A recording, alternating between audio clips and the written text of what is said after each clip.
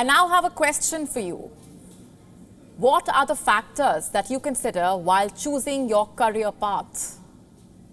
Is it your passion, something that drives you? Is it the money? A mix of both? What about your gender? I know this is the 21st century and there should be no place for that question in this day and age, but sadly, it is the reality today. Let me tell you, for example, what's happening in Japan. It is difficult for women who are eyeing a career in research to be able to truly follow their heart and their passion. Why? Simply because of their gender. This Reuters report talks about a woman called Yuna Kato, a third-year student at one of Japan's top engineering universities.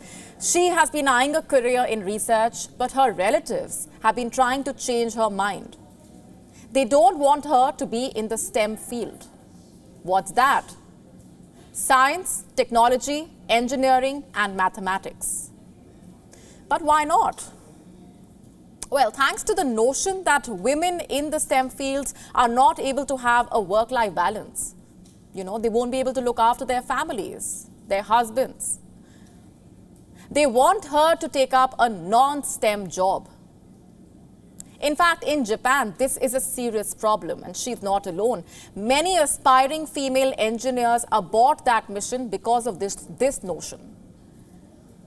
And you know what the result is?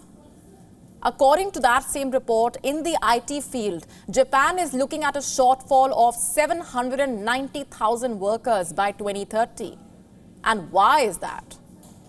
Majorly because of the gross underrepresentation of women. In fact, this report details how grave the problem really is, with Japan finding itself at the last spot among the wealthy countries, with only 16% of female university students majoring in engineering, manufacturing, and construction. There's just one female scientist for every 7. And as far as the overall gender parity is concerned, the country's ranking plummeted to a record low this year. So what is Japan doing about this?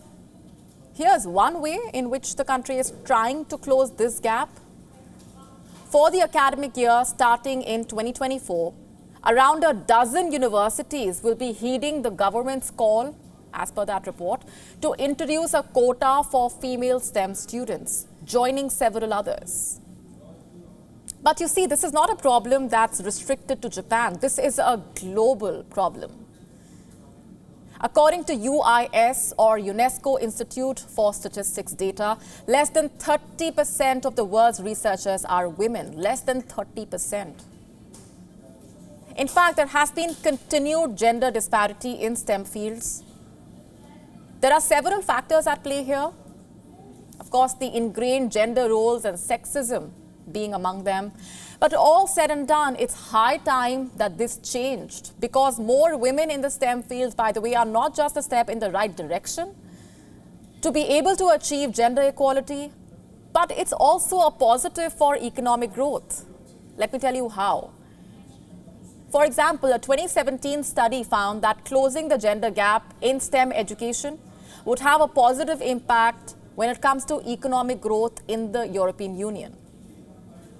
Ultimately, the onus lies on us, because this is the 21st century and we cannot be letting gender be a deciding factor for which career path to choose. WION now available in your country. Download the app now. Get all the updates on the move.